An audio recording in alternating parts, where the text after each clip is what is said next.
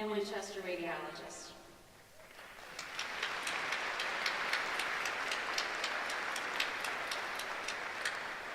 Thank you all so much.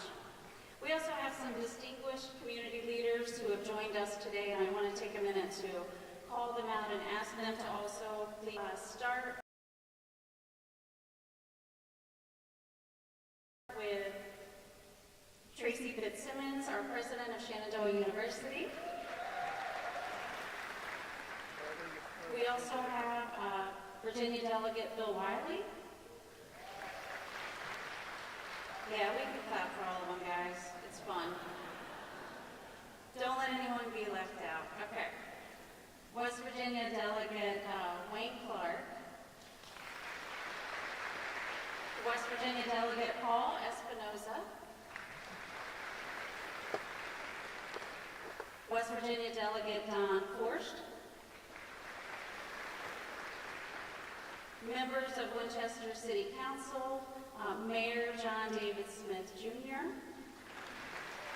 John Hill, Vice Mayor, Kim Herbstritt, our Council President, Les Beach, Councilor, Emily Wendell, Councilor, Phil Milstead, Councilor, and Kathy Taghese, Councilor.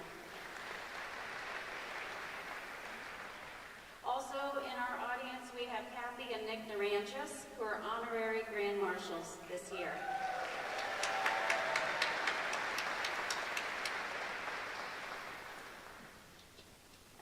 And there's more.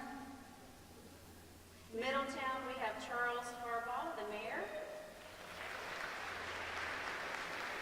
We have Dr. Jason Van Hukelum from Winchester Public Schools. We have Dan Hoffman, City Manager. Chief Amanda Behan, our Winchester Police Department. And Chief John Henschel, Winchester Fire and Rescue. Thank you all for being here. I also want to recognize folks who are sitting at my table with me. We have Sharon Bromley, who's the president of the Shenandoah Apple Blossom Festival. And Brad Beach, Executive Director.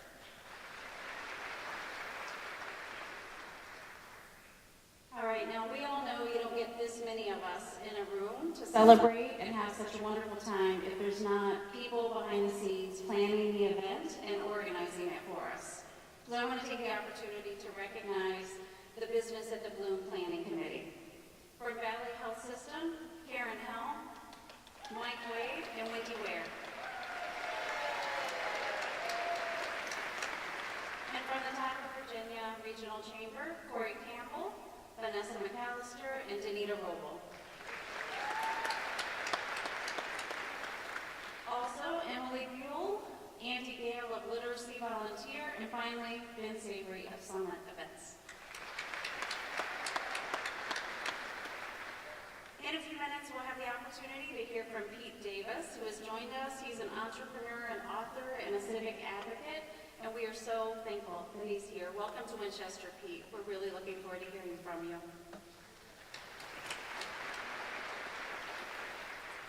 There are folks in this room that know my story, but many of you who probably don't.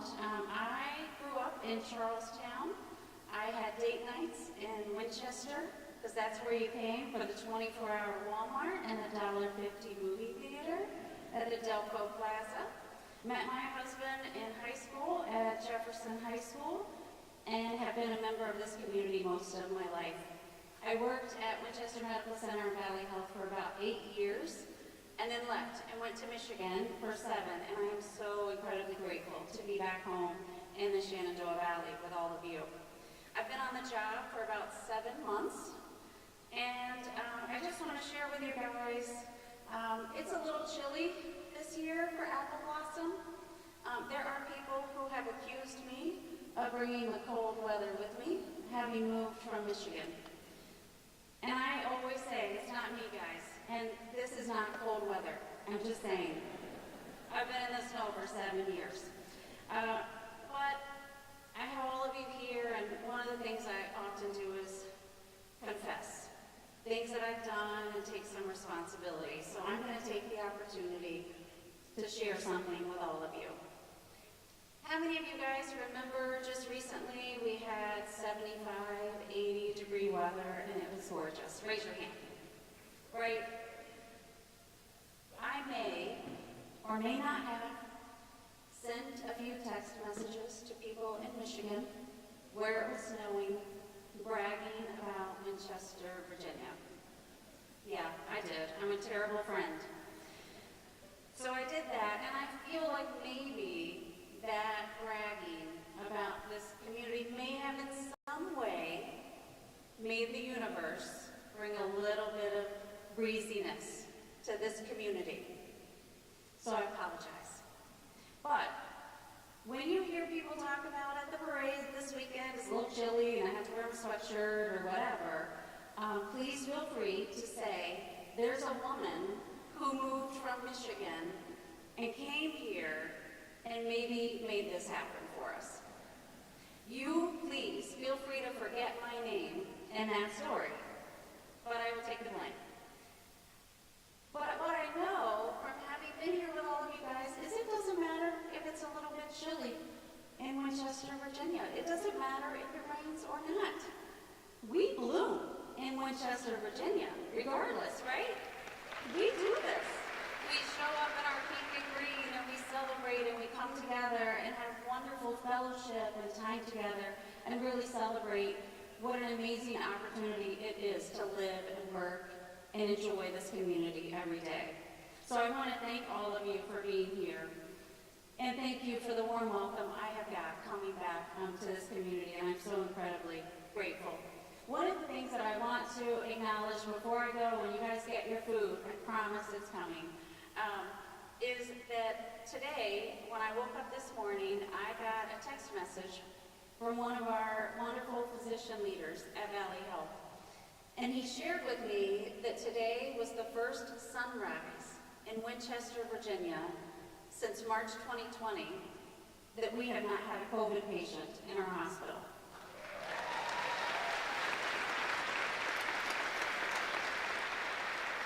That's more than 3 years of this shared experience for all of us, caring for our community at the hospital, all of the amazing healthcare heroes, regardless of whether you work in a hospital or you're a first responder or you work in a clinic, it doesn't matter. Everyone is a hero and has been in this together. And all of our business leaders who have survived and gone through this challenge with us and alongside us, our schools and everyone else in our community who has been impacted by this over the last few years. And I think we've learned a lot from COVID, but I think one of the things that we have learned that is really important is we have to appreciate every single moment we are given. Now, that may have changed in Sunrise. We may have a COVID patient in there right now, but the moment that we did it is worth recognizing and celebrating because it is a long time coming, and we have all done that work together. So I'm so thankful that we can celebrate that moment while we're here in this room with each other. The other thing that we've learned as we've gone through COVID is just how much our community gives to each other and what we can do when we come together as a team to support common issues and causes. And we recently done a community health needs assessment, and through that we identified some priority health needs in our community. And one of the ways that we respond to addressing those needs is that we partner with community organizations who are working on addressing the same needs for our community. So we announced some organizations recently that are going to receive some community partnership grants from Valley Health, and 4 of those organizations are here today. So I'd love for you to have the opportunity to visit with them during the reception, get to know them, learn more about the great work they do in our community. So I'm going to take the opportunity to introduce them. Please, you guys stand up so they know where to find you. Concern Hotline.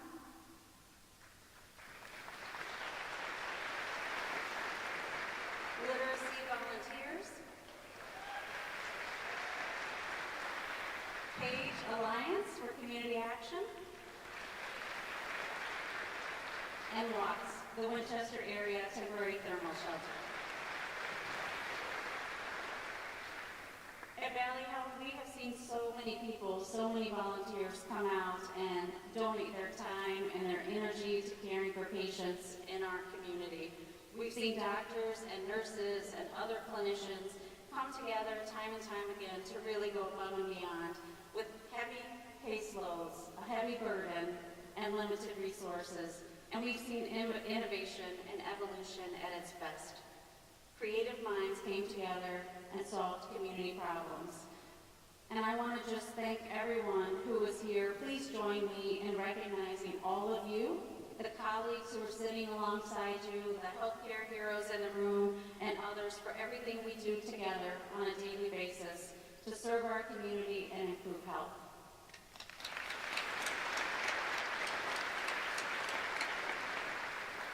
Thank you all for all that you do to support Valley Health, for our community, our caregivers. I'm so grateful to be here representing Valley Health today and being a member of the community again with all of you.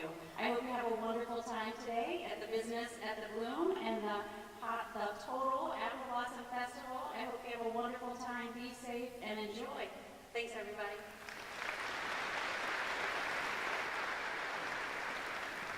Okay, and now tables 1 through 8 can all head to the buffet. Thank you. We'll release the remaining tables as the lines get lower, so listen for that, please.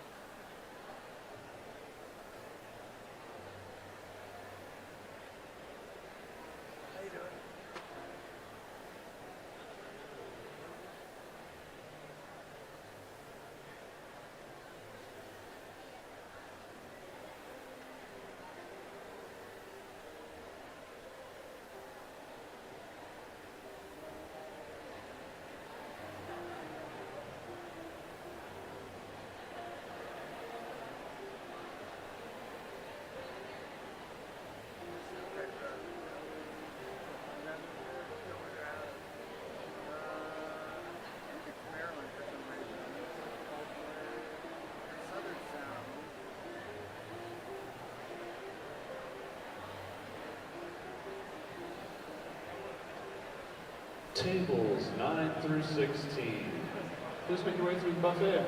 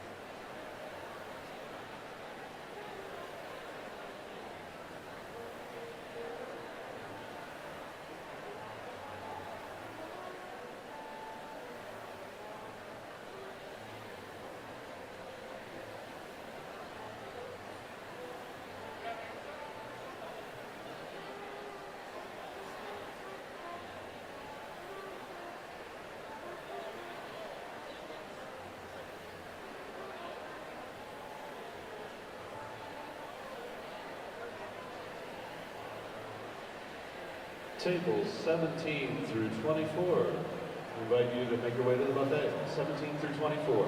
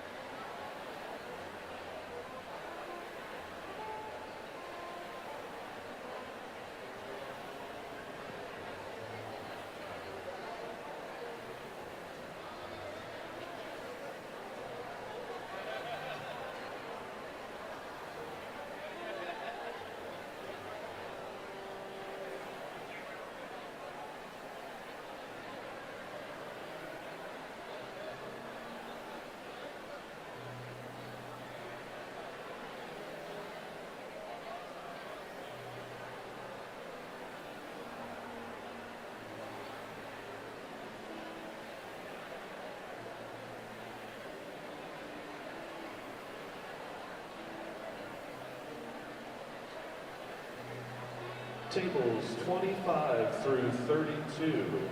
Please make your way to the buffet.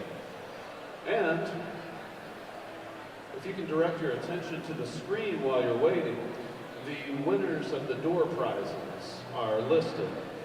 Feel free to collect those prizes at the respective businesses' tables at the conclusion of the event.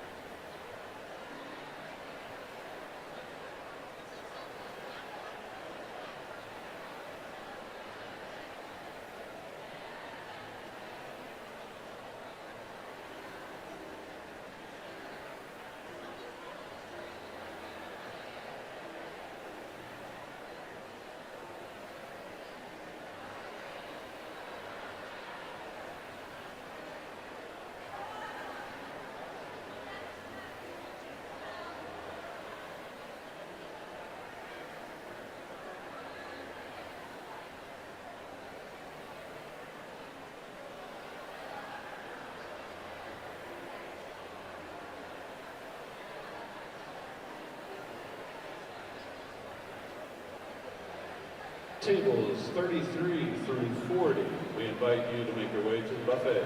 33 through 40.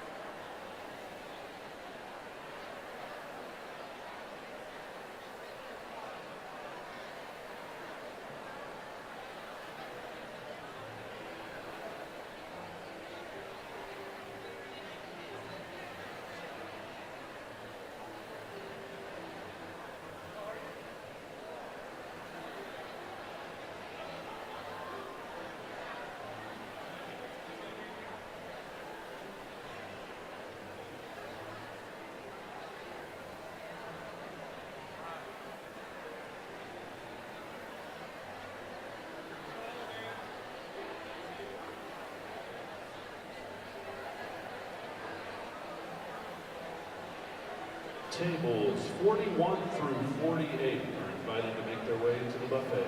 41 through 48.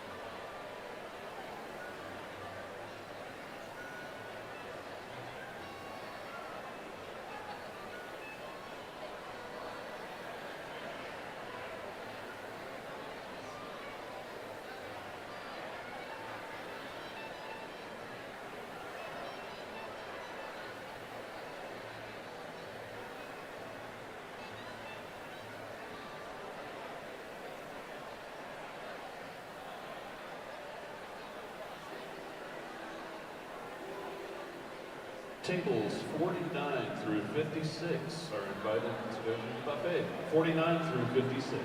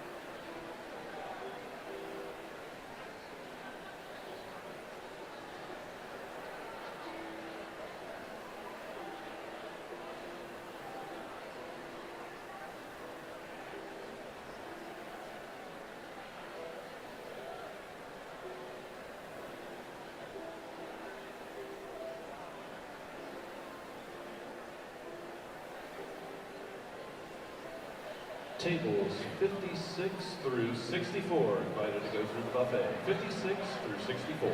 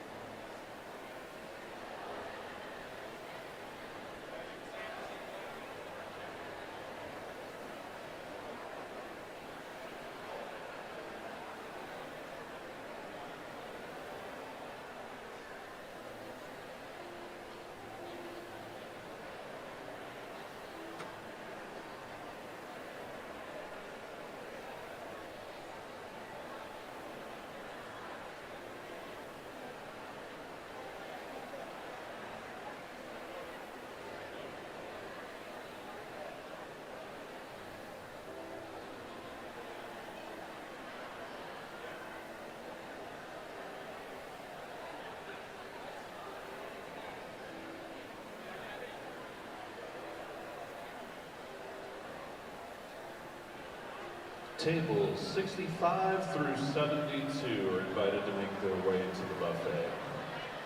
And just a reminder, the door prize winners are displayed on the screen behind the stage. If you've won a prize, you can collect that from the respective sponsor at the conclusion of the event.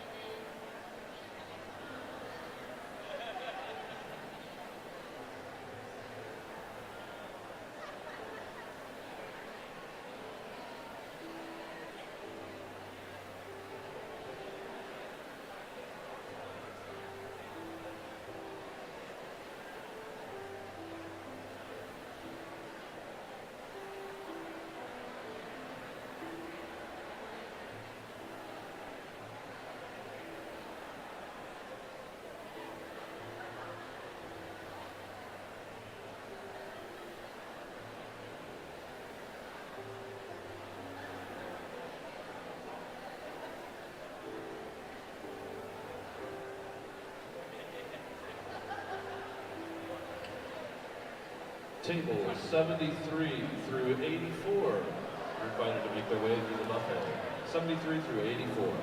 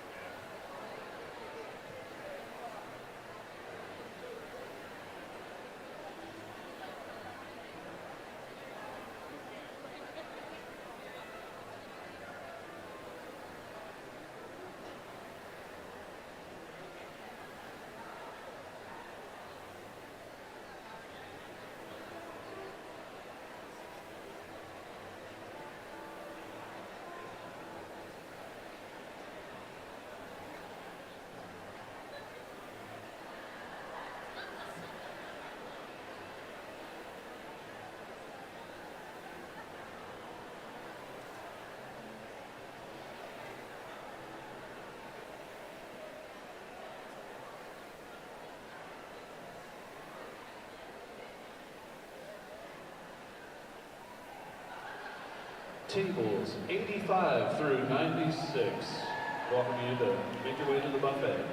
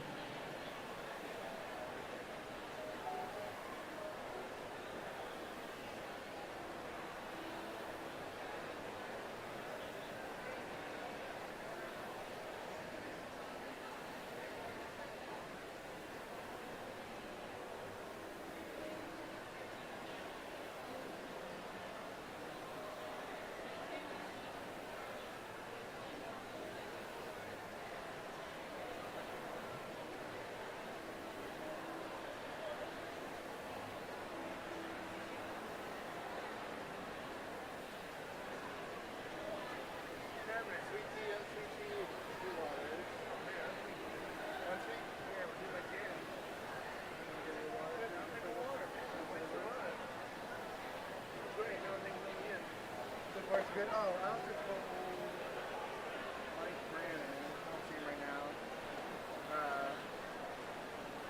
that if he needs another seat, he can come back here and sit. He would enjoy it. Okay. I met him here last year and started talking to him, and he's done all this really cool stuff with photography. Oh yeah?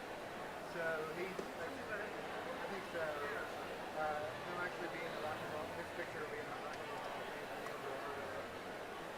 And he's got some crazy stories. So if a random guy comes back with a camera and a cat, he just has to, I think he can take pictures. Sweet. Brilliant. Yeah. And I figured you guys would have some good stories for each other. That's great. I was more glad it was a cat that lives in photography. That might be good.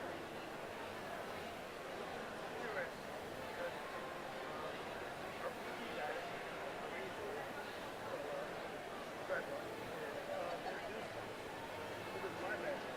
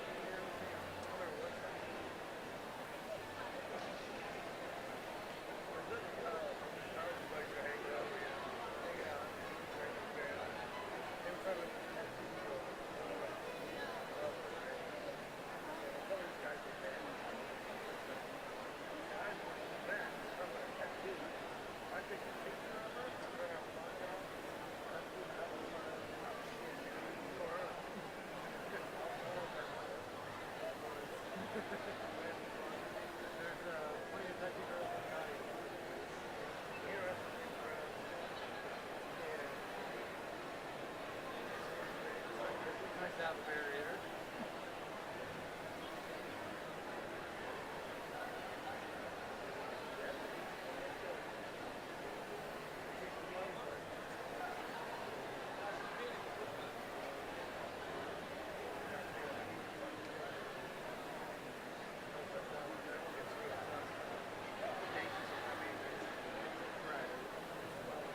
It's also good, but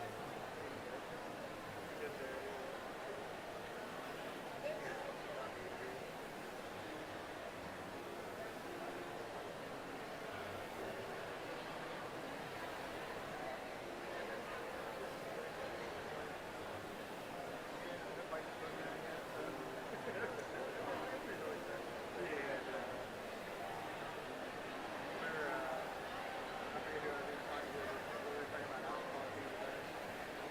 Oh, just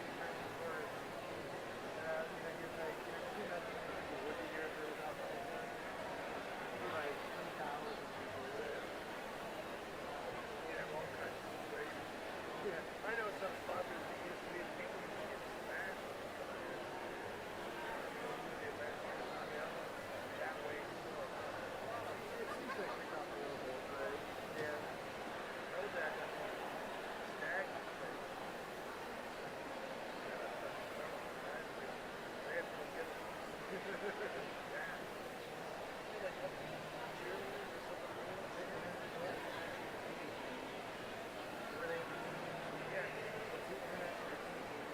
I almost got a gig working, not doing it, but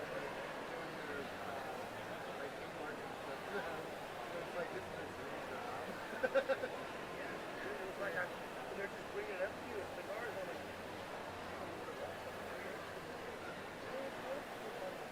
it's so, like, so long.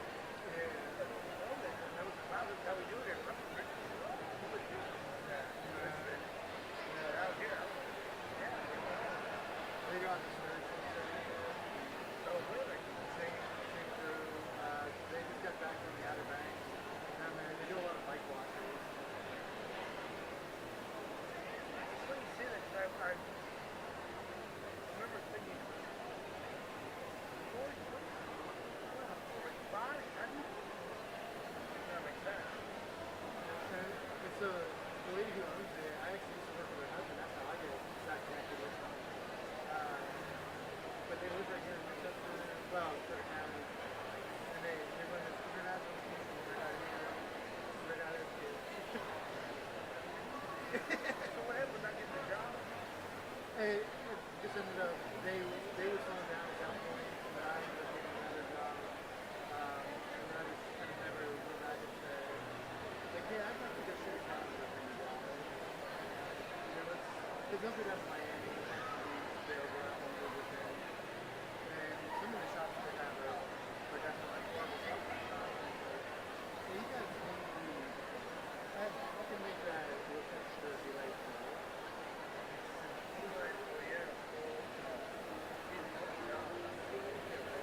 And the lady who runs is also a realtor. She's probably in the community.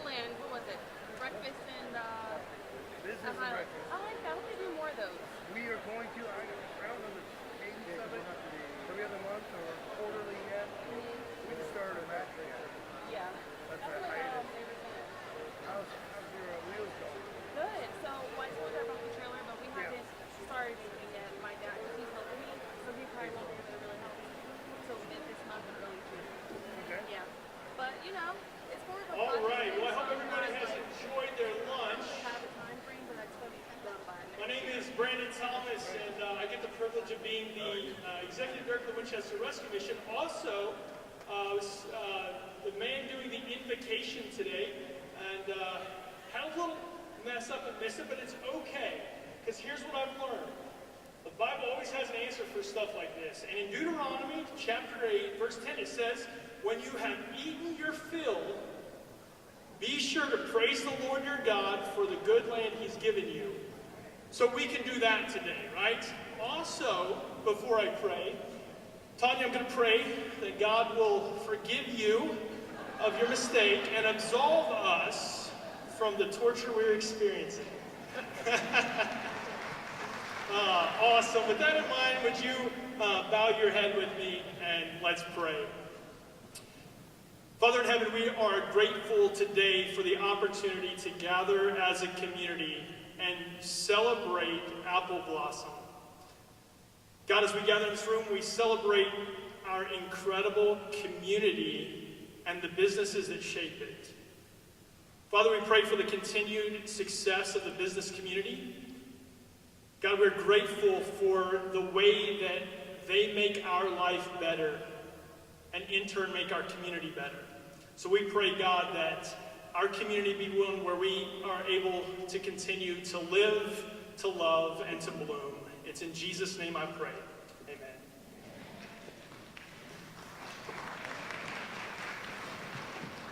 Hello, everyone. I am Cynthia Schneider, CEO at the top of Virginia Regional Chamber, where we connect business and community resources for mutual success. And wow, what a view I have in front of me. Did you know that the Chamber was integral in bringing infrastructure and educational opportunities to Winchester? In fact, the Chamber is responsible for bringing Shenandoah University to this place. And I'll honor one of the legacy providers of that in just a little bit here. When I look out over the sea of beautiful faces, what I see is the driving force behind economic prosperity in our region. I see public servants who give their lives daily, often underpaid to serve our community. And I see vessels of compassion that are building this community to be even better than it has been in the past. Today I have the honor of recognizing some wonderful individuals. First, I want to start with some legacy members from the Chamber. This is a business who represents a cohort of businesses this year that have been members of the Chamber for over 50 years. And of that class this year is Elwood McIntyre, kitchen specialist. Here at table 45, Marcia and Jim, if you'll stand up, Marcia and Jim Baton, second generation.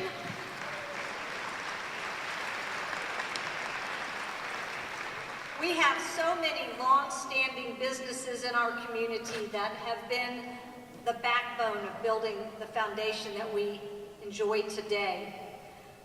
Also, just wanted to a shout out to Apple Blossom committees, Nick and Kathy Durangis, again, what a great choice. Talk about legacy members and legacy people in our community. So glad to have you honored the way that you are this year. I also have with me some of our Greater Good Award recipients this year. First of all, the Entrepreneur of the Year, Darren Jones with Jones Funeral Home. I think he stepped away from the table, but Darren not only has come into the family business to keep it going, but he has a new venture started this year with WinLife TV. Our Small Business of the Year are a little too busy to be with us today because they're out roasting some meat at Bonnie Blue Bakery and Southern Market. Our Large Business of the Year, representing Tri-State Nissan, Brian Neves. Brian also serves on the Board of Directors for the Top of Virginia Regional Chamber. Our Nonprofit of the Year, represented by Andy Gale, Winchester Area Literacy Volunteers. Also privileged to have Andy on our Board of Directors. Our Teacher of the Year, Shane Coleman, couldn't be here because he's out doing what he does, working with our students in Clark County Public Schools. Our Emerging Leader of the Year, Katie Landy Jordan. Our Citizen of the Year, and I think there would not be one person in the room that would disagree that John Lamanna was so deserving of that award. He was not able to be with us here today. And then finally, our Lifetime Community Impact Award. You would not be sitting in this place today if it wasn't for this man carrying on the legacy and the vision of his father, the dedication, the hard work that was carried by the early businessmen that formed this region, represented today, James R. Wilkins Jr. Jim.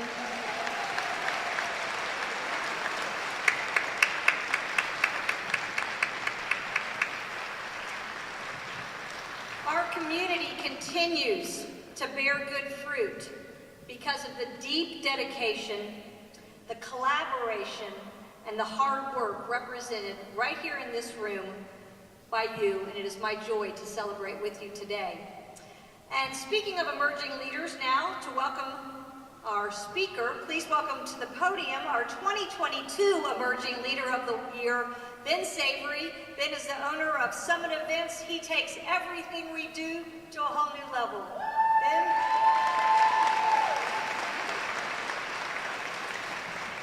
Thank you, Cynthia, for that generous introduction, and hello, everyone, and happy Bloom.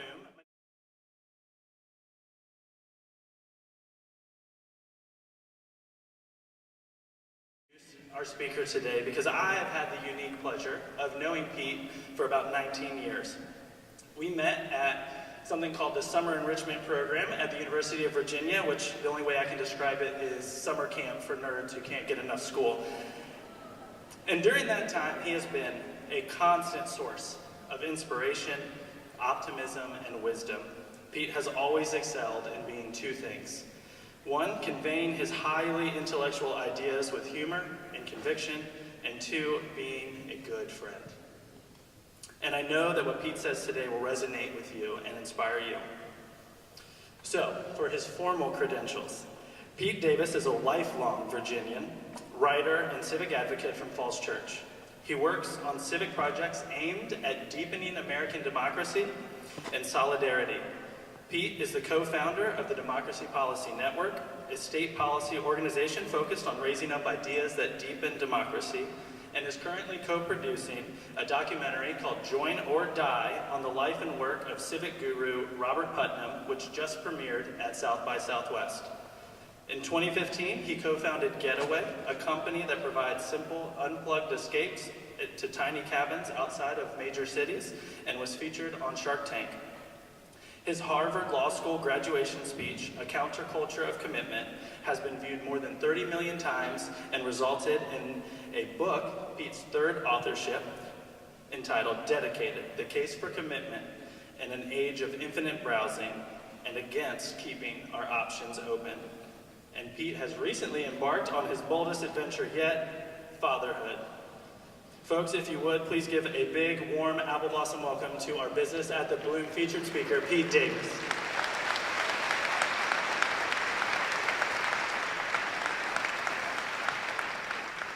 Hello, everyone. I'm so glad to be here at the Business at the Bloom. I'm so thankful to Ben for introducing me. Ben is one of the best kinds of friends, which is a summer camp friend. And since we were awkward teens, 20 years ago, staying up late on a hot Virginia night, he's been telling me about the Apple Blossom Festival. It was actually really early in meeting him. You know, basically he'd introduce himself to all of us in the dorm, and he'd be like, I'm Ben, I'm from Winchester. I love Winchester. You'd love Winchester. You should come to Winchester. Did you know we have this amazing festival? It's called the Bloom. You have to come to the Bloom. And I've always wanted to take Ben up on this offer to come to the festival. And I thought when I took him up on it, I thought I'd get to, quietly eat my funnel cake and watch the parade and see the crowning of Queen Shenandoah. But, I guess standing up here in front of 1,000 people is one way to finally attend A little more stressful than I thought going to a festival would be, but we'll take it. Thank you, Ben, so appreciate it. When I thought about what to reflect on here today, my mind kept returning to the idea of spring. That's what this really is about, right? We like to throw festivals at this time of year because we're celebrating the end of cold, hard, sometimes sad winters. And we're celebrating the idea of fresh possibilities of feeling young again. We're celebrating the potential for a bright future ahead. And that's wonderful. But when I reflect on celebrating spring today in 2023 America, I can't help but acknowledge that many people across the country, maybe most Americans and especially young Americans, probably many of you out there today, find it hard to feel like spring all the time. No matter your background, no matter where you fall on the political spectrum, what generation you're in, which part of the country you live in, there's a sense we're living here in 2023 America in dark times. Now, I promise not to linger on the doom and gloom during such a happy event as the Bloom, but I think it's important to take a few minutes to meet us where we are, acknowledging the rut we are in as a country and as a culture before we get into possibilities of where we could go. To me, the most significant concerning aspect of our time is that we're living through a social isolation crisis. Not in this room, definitely, but outside this room, there's a social isolation crisis out there in our country. The number of Americans who report having no friends has quadrupled since 1990. 6 out of 10 young Americans report suffering from serious loneliness when polled about it. Half of all American meals, and this is the highest that's ever been recorded, half of all American meals are eaten alone. From this isolation crisis has come a social trust crisis. The number of Americans who say that most people can be trusted has dropped from 80% in the mid-60s, most people can be trusted when asked, to 30% today. And from this comes an institutional faith crisis. In the past half century, confidence in almost every American institution has declined. Surveys find we trust the government and Congress less than we did decades ago. We trust the press and media less. We trust the medical, legal, and education system less. These are all poll results when asked if you trust each of these things. We trust organized religion less and corporations less. Half of all Americans believe the overall system has failed them. And as a result, we are disconnecting from old identities and institutions. Among young people raised in a religious congregation, 6 in 10 have dropped out. And only 2 in 10 young Americans believe coming together in a shared moral community of faith is important or worthwhile. 50% of young people describe themselves as political independents, but they end up voting for the same party anyway when polled. So it's not like they're actually believing some independent thing, it's just that they don't trust either party enough to be proud to say they're part of it. And only 1/3 of us, when polled, feel engaged at work. Our bonds have loosened, our trust has thinned, and our sense of purpose and connection to what we might have been inspired by or connected to in the past has waned. And out of that, I'm gonna end the doom and gloom soon, we're gonna get back to the bloom. Just wanted to start with this. We have a civic capacity crisis, by which I mean we've lost our ability to solve big public problems together, to bridge entrenched divides, to tackle crises, to build the future. And knowing all that, it's not a surprise, we have an unhappiness crisis. The Gallup organization reports a steady rise since the 2000s in what they call, and this is a funny thing they poll on, they call it the Negative Experience Index, a collective measure of our rates of 5 things: anger, sadness, pain, worry, and stress, all been going up since the 2000s. So for many of us, much of the time, it sure feels like winter in America. But none of us want to accept this fate. I've never wanted to accept this fate, and I'm sure you all don't either. We don't want to spend our lives complaining about perpetual winter or how springs of the past were better. And so for the past 10 or 15 years or so, I've just been obsessed by the question of, What's going on here? What happened? But more importantly than that, looking backwards, looking forwards, what should we do about it? Where do we go from here? How do we find spring? How do we find spring in this age? And that's what I'd like to talk about here today. And I feel there's an urgency to this question, what are we going to do about it? Because anytime there's pain in a community or pain in a country, there are always going to be hucksters out there trying to sell us a bill of goods about what happened that plays on our fears. Folks peddling shallow solutions that lead us down paths to dead ends. That's why I've been on a search for answers that strike at something deeper than what we might have been finding on cable news or the latest YouTube star or the latest trend of supposed silver bullets to our problems. Now, there are many deep answers to where do we go from here, how do we find spring? But I'm here today because after years of diligently searching, I just by chance happened upon one of them. And when I finally did, I put it into this graduation speech, and it ended up going viral. It really resonated with people, totally by chance, nothing about me, it's just I happened upon it. And then got led further and further down the rabbit hole. It led me to write this book that I poured my heart into. And that's had me touring around the country talking to people about what this answer means to them. And I'd like to tell you the story of how it all came together for me. And the way it started coming together for me originally was in a very surprising place. I was having this experience that I'm sure most of you have had. So here was the experience. It was late at night, and I was browsing Netflix looking for something to watch. I scrolled through different titles, I watched a couple of trailers, I read a few reviews, I turned to my wife, I said, do you want to watch this, or what about this, or this looks good? And then she's like, well, what about this? Oh no, what about that? And I just couldn't commit to watching any given movie. Suddenly it was 30 minutes later and I was stuck in infinite browsing mode, so I just gave up.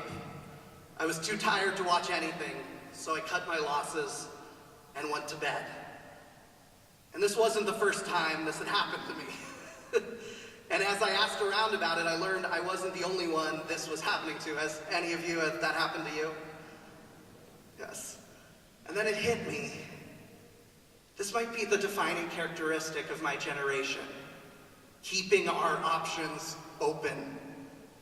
And I remembered there was this Polish philosopher, Zygmunt Bauman, who had a great phrase for what was happening to society when everyone kept their options open. He called it liquid modernity. We never want to commit to any one identity or place or community, Bauman explains, so we remain like liquid in a state that can adapt to fit any future shape. And it's not just us, the world around us became more like liquid too. We can't rely on any one job or role, idea or cause, community or institution to stick around in the same form for long. And they can't rely on us to do so either. That's liquid modernity. It's infinite browsing mode, but for everything in our lives. And this was really resonant for me as a young person because leaving home and heading out into the world was a lot like entering a long hallway. You walk out of the room in which you grew up and into this world with all these different doors you could infinitely browse of a life you could live. And I've seen all the good that can come from having so many new options. I've seen the joy a person feels when they find a room off the hallway that was more fitting to their authentic self than the one they were born into. I've seen big decisions become less painful because you can always quit, you can always move, you can always break up, and the hallway would always be there. And mostly, I've just seen all the fun my friends have had browsing all the different rooms, experiencing more novelty than any generation in history has ever experienced. But then, it was all rushing in at this moment when I wasn't able to choose a film on Netflix where an answer started appearing. I started to see the downsides of having all these open doors. Nobody wants to be stuck behind a locked door, but nobody wants to live in a hallway either. It's great to have options when you lose interest in something, but I've learned that the more times I jump from option to option, the less satisfied I am with any given option. And lately, the experiences I've been craving and my friends have been craving are less those rushes of novelty and more those perfect Tuesday nights. where you eat dinner with the friends who you have known for a long time, the friends you've made a commitment to, the friends who will not quit you just because they found someone better. So there was something here that was pointing to an answer. Something about keeping our options open, something about infinite browsing and its downsides. And then the flip side of the coin came into view.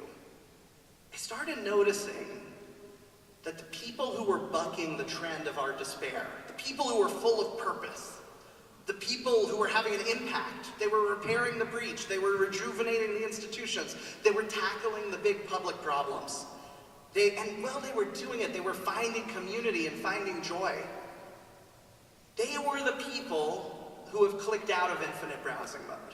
The people who ignored all the advice from all the elders in our life to keep our options open.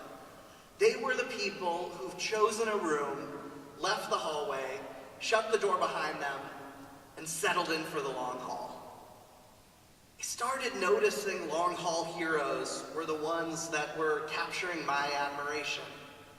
It was people like the television pioneer Fred Rogers, Mr. Rogers, recording 895 episodes of Mr. Rogers' Neighborhood because he was dedicated to advancing a more humane model of children's television.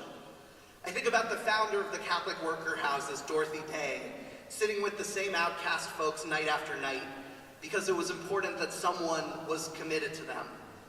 It's Ruth Jackson here in Winchester, spending 28 years running Ruth's Tea Room as a community center for all different types of people in need of a place to relax and connect. And it was Martin Luther King, but not just the Martin Luther King confronting the fire hoses in 1963, but the Martin Luther King who hosted his 1,000th tedious planning meeting in 1967. It was the long haul heroes. And it's not just famous people that seem to fit this spirit. Think about all the long haul heroes around you in your ordinary life. Everyone who takes up the role as a citizen, committing in the long haul to a cause, feeling responsible for what happens in their community, and advocating for what needs to be done, conversation by conversation, tiny reform by tiny reform, even if it takes years. Think about all the local patriots, you know, people who are committed to places, loving the places where they live and the neighbors who populate their places, so many here today. Think about everyone who took up their roles as a builder instead of just a destroyer, turning ideas into reality over the long haul, from back-of-the-napkin sketches to lively storefronts on Main Street over many years. Think about everyone who's taken up their role as a steward of some institution or congregation or culture, keeping watch over those institutions, keeping them alive to pass along to future generations, adapting them to the needs of modern times. Think of everyone around you who's taken up their role as an artisan, commitment to craft, taking pride in their craft and using it to serve others. And finally, most importantly, think of everyone around us and in our own lives who've taken up their role as a companion, someone committed to people, taking care of people, giving time to people, as much time as it takes to get them where they need to be. I've come to think of these people as part of a shared counterculture, a counterculture of commitment. All of them have taken the same radical act of making commitments to particular things, to particular places and communities, to particular causes and crafts, to particular institutions and people. And I don't say counterculture lightly because this is not what today's dominant culture pushes us to do. The dominant culture pushes us to build our resumes and not get tied down to a place. It tells us not to hold true to anything too seriously and to not be surprised when others don't either.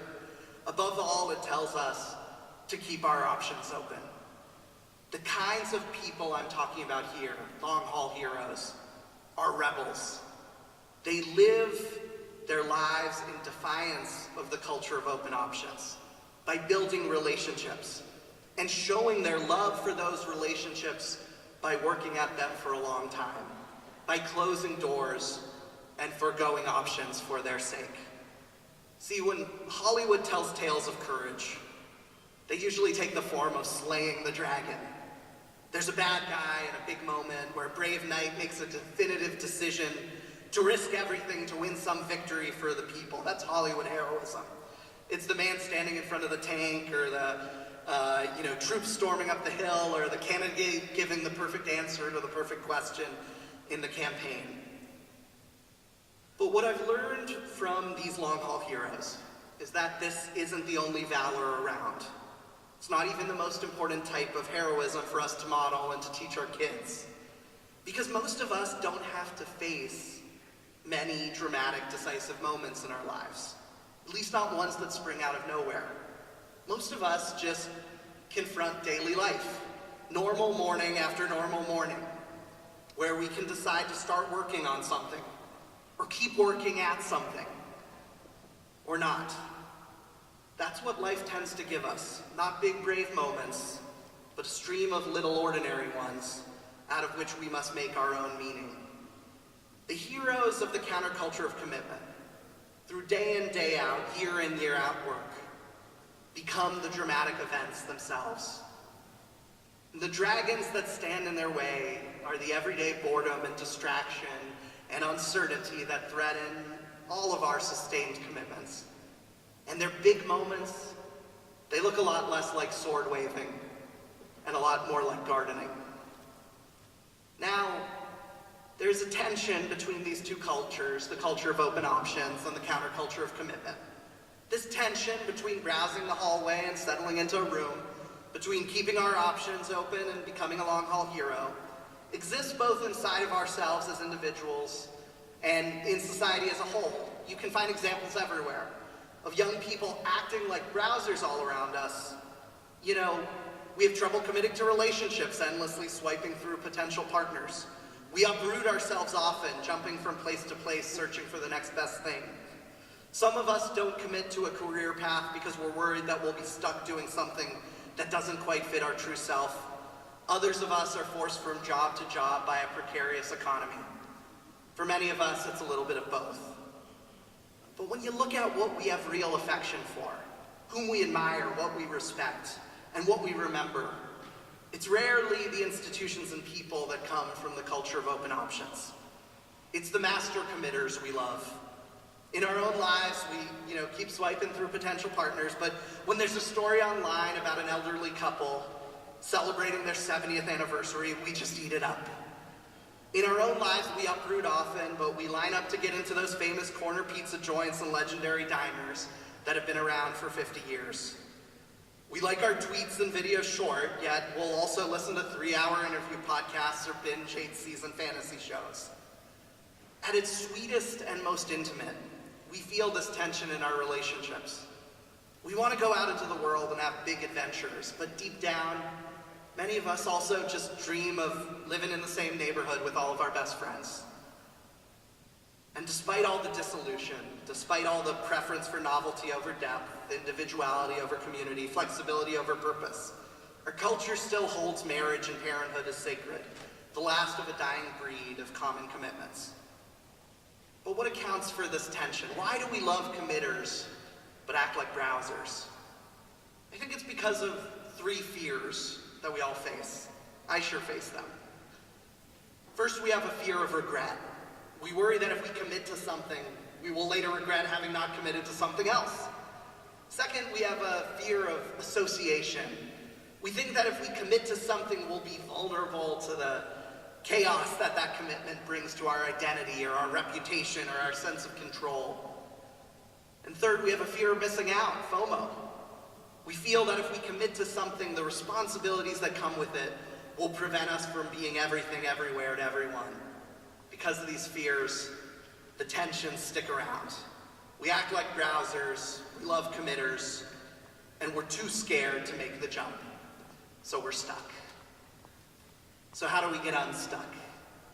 Now, there are some people who are selling easy ways to get unstuck. Some say the best way to escape the tension between browsing and committing is to turn back the clock to a time of involuntary commitments. If only we return to that glorious age where there were fewer choices about who or what to be, then we'll feel good again. And there are others who aren't looking backwards to an ideal past, but rather promising a future where all uncertainties will be ironed out by force if necessary. This is what we get with cultish zealots of all stripes, an overdose of heavy meaning in a meaningless world that we feel like we're in. Most of us are rightly skeptical of those who want to turn back the clock to a false Eden in the past or speed it up to bring about someone else's idea of utopia. But we struggle to put forth a positive alternative to these compelling paths. And as we wait for one to emerge, we are left with the status quo of infinite browsing mode, of the hallway of keeping our options open. But this status quo is not a neutral holding pattern, because as we keep keeping our options open, our economy becomes arranged against loyalty to particulars, particular neighborhoods, particular people, particular missions. Our culture starts substituting a morality of honor, guiding people towards the good and community-spirited, and away from the bad and fully self-interested for a morality of indifference. It's a culture that educates just for advancement for individuals, resume building and the ladder of success, over attachment to communities, craftsmanship and professional integrity. And it's a culture that isn't sustainable. It leads to the abandonment of communities and places and institutions and important reform and justice efforts. And it leaves a vacuum for toxic nostalgia and zealotry to fill. If we individually and collectively keep our options open for too long, we're going to be in trouble. We need a positive alternative to involuntary commitments and to the culture of open options. It's a simple and obvious one: voluntary commitment. It's the option to choose voluntarily, to dedicate ourselves to particular causes and crafts, places and communities, professions and people over the long haul. It's not about fully subsuming ourselves in them, but about entering into faithful relationships with them. It's not about ironing out all uncertainty, but about being willing to temper our doubts enough to have commitments that last a little bit longer, are a little bit stickier, and have a little bit more authority over us. It's not about escaping our liquid world by becoming rigid subjects, but rather about transforming our world by becoming solid people. I care about this because I believe whether we resolve this tension, whether more people click out of infinite browsing mode and join out with the counterculture of commitment matters. The stakes are high. On a personal level, they're high because browsing forever can lead to great despair, while dedication can lead to purpose, community, and great joy. But the stakes are high on a societal level too. There are so many big problems to solve, systems to reform, institutions to rejuvenate, and breaches to repair in our country today. And I believe the biggest barrier to tackling any of these challenges is that there are simply not enough citizens crusading, patriots celebrating, builders creating, stewards attending, artisans refining, and companions accompanying. Commitment is the first step toward changing the world, and our fears of commitment are standing in the way of jumping in. Why is commitment necessary to change? Because change happens slow, not fast. Everything that matters takes time. There are no shortcuts. Teaching a student, advancing a cause, healing a divide, rectifying an injustice, revitalizing a town, solving a hard problem, getting a new project off the ground. They all take time. If change happened quickly, we wouldn't need commitment. Our initial elation or anger would be enough. But when change takes time, we need something more. Something that can get us through the boredom and distraction, exhaustion and uncertainty that can plague any long-haul effort. Commitment's also necessary to change because making change often looks less like designing and executing a battle plan and more like cultivating and maintaining a relationship. It is more organic than it is mechanical, more improvised than it is engineered. There are processes, very important processes, we can't foolproof or scale or automate. Humans and human institutions are too complicated and varied to be totally engineered. The only way we can change institutions and communities and people is by entering into relationships with them, by learning their nuances, by building a rapport, by having enough trust and flow to respond nimbly to unexpected circumstances. That's why the best teachers are not the ones who have mastered the textbook. They're the ones with the deepest relationships with their students. It's why the best mayors are not the smartest or most learned, but the ones most faithfully committed to their city. There's an old Onion headline I love, and it goes like this: somebody should do something about all the problems. I wrote, I care about this topic because there is no somebody but us.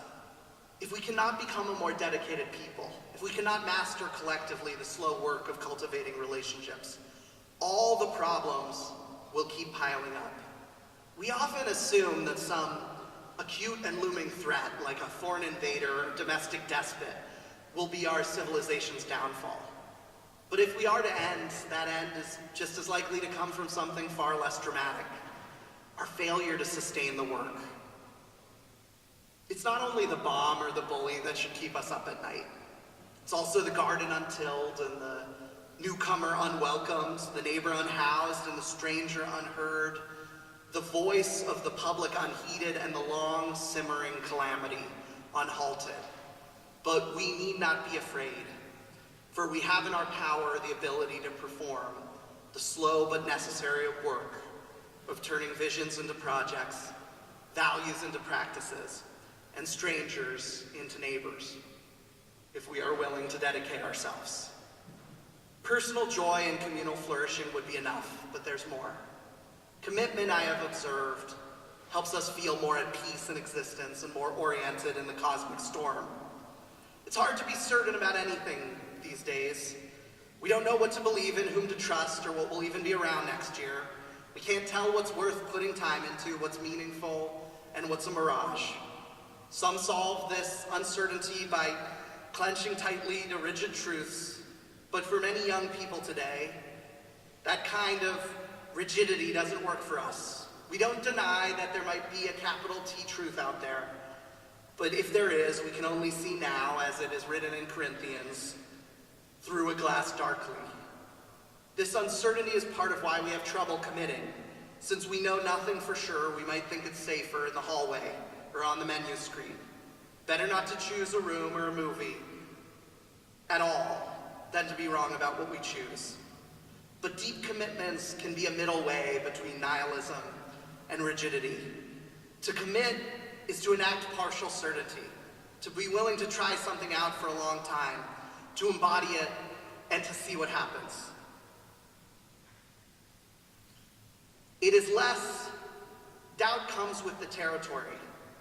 But as the old spiritual "we shall not be moved" says, it's not a stake driven into the ground, but a tree planted by the water that gives us our stability. It's not only uncertainty that makes us feel off kilter in existence, and I'll get gloomy here a little bit, one more for 1 minute. It's death too. The grim fact looms, all of our time is limited. For many of us, this is behind our infinite browsing. For some, our fear drives us to endless novelty as we try to play every game at the carnival before closing time. For others, our fear paralyzes us, heightening our indecision. But what I've learned from long-haul heroes is that those fears fade, at least a bit, as soon as we start to commit. I love that the word dedicate has two meanings. First, it means to make something holy, like dedicate a memorial. But it also means to stick at something for a long time, like she was dedicated to a project. I don't think this is a coincidence. We're doing something holy when we choose to commit to something. At its core, much of commitment is about taking control of our time. Death controls the length of our days, but we control the depth of our days. Commitment is about choosing to pursue, in the face of our limited length, boundless depth. Dedicated people aren't in denial about uncertainty, they're not in denial about death, but they're more at peace with each. By dedicating their time, by making it holy, they find the antidote to our shared dread. And I want to end with a story. I met this woman a couple of years ago. Her name was Karen Washington. And the way she lives her life and her story brings this all home for me. In 1985, Karen was a physical therapist and a single mother of two. She moved from Harlem to the Bronx, and she had never owned a home. And she had this new brick row house, and it made her feel like she finally had part of the American dream right there in the Bronx. There was only one problem.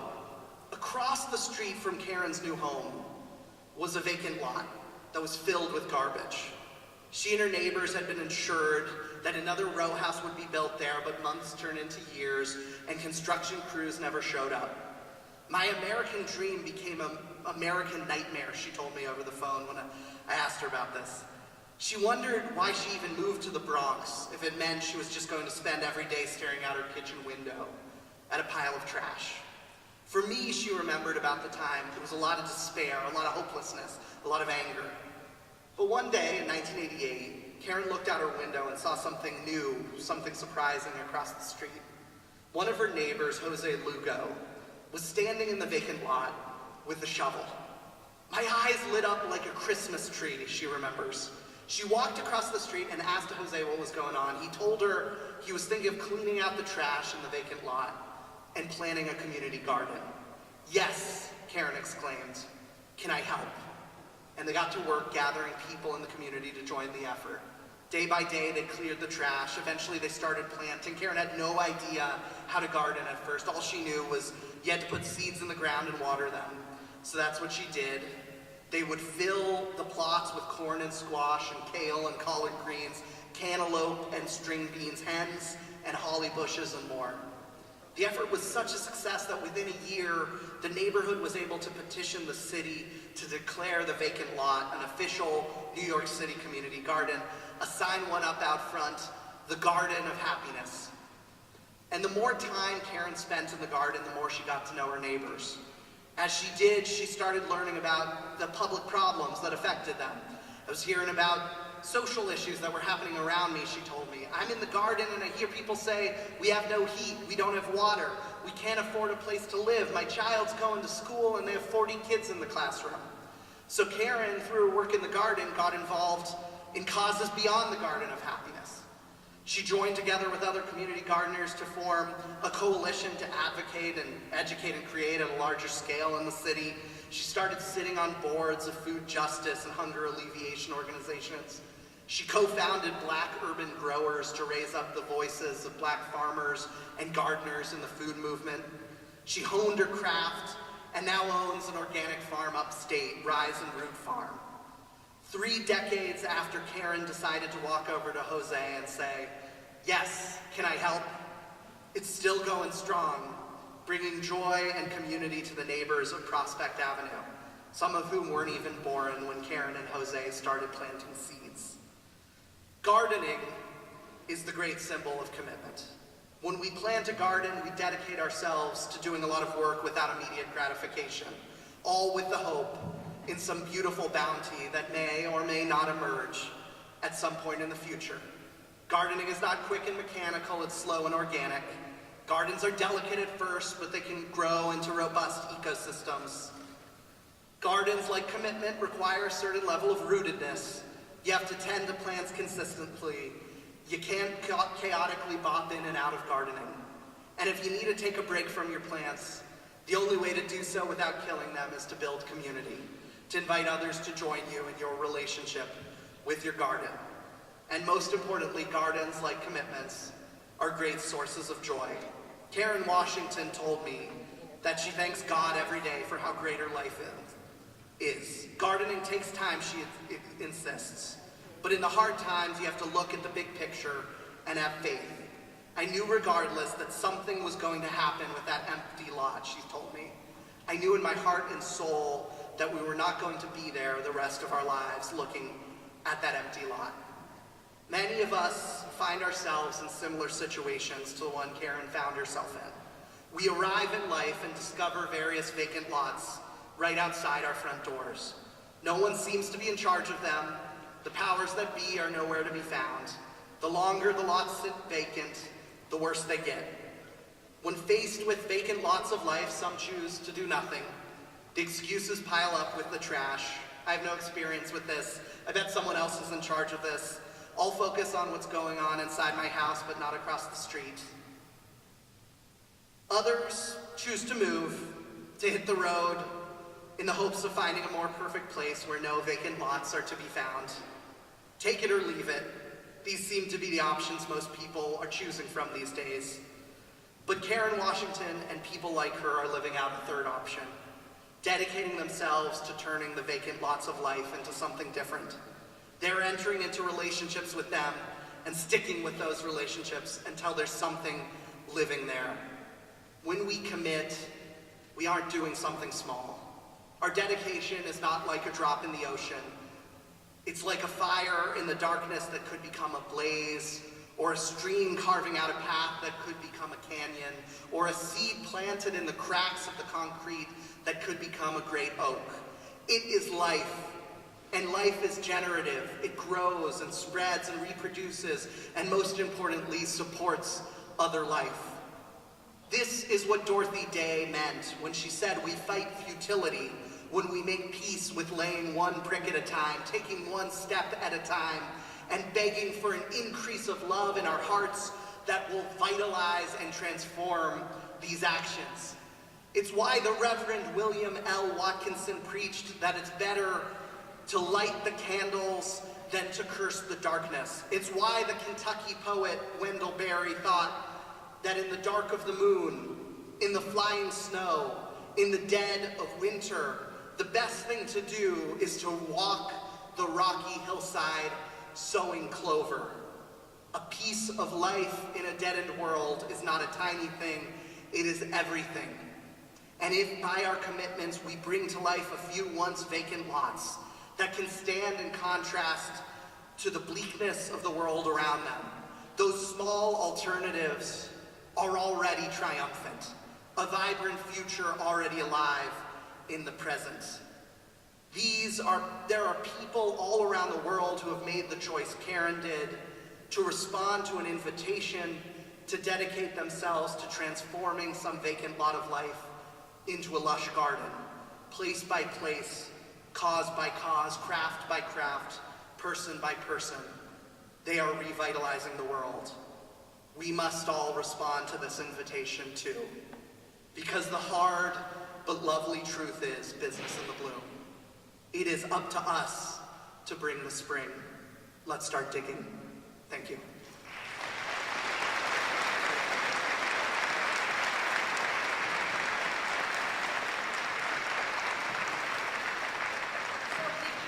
We've solved a little problem because those are books, the Winchester Tales by local author Mike Robinson. You won't have to be searching through Netflix for the next few weeks because you're going to have plenty to read at night. Thank you for being with us today. Have a great week, blooming in the top of Virginia.